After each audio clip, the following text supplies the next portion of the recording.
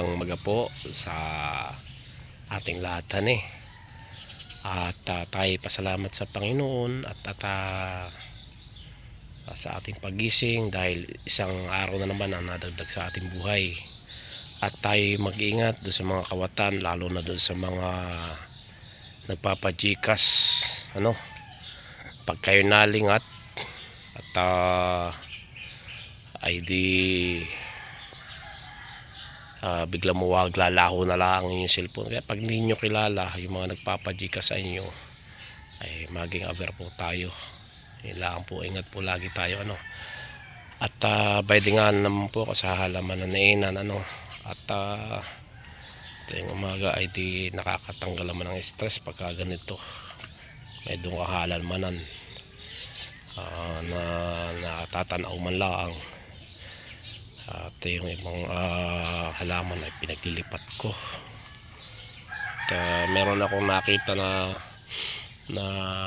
vlogger, yung international vlogger, ako natutuwa. At yung bagang kanyang halaman ay parang gubat, pero yan anong gaganda naman. Excuse, magaganda yung halaman niya. At yun ay pag tiningnan mo ay di parang ang nasa kagubatan. Yan, lalaki ng mga kuwan niya, yung mga dahon, sobrang lalaki, nakakatuwa.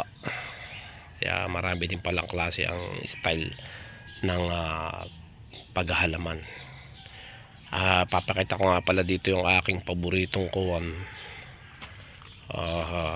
halaman by yung philodendron by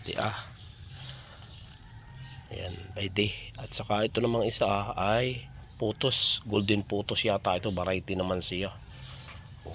Variety ito, kaya by day ito po, ito yung pagkakalam ko, nakalaki din ito ang dahon nito.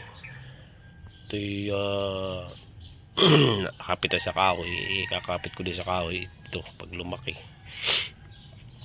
Nakakatuwa sa umaga pagigising ka, di nakakakita ka ng kaya-ayang paligid na ikay malilibang, lalo na yung ganitong tahimik. Naririnig mo lang ay hunin ng ibon.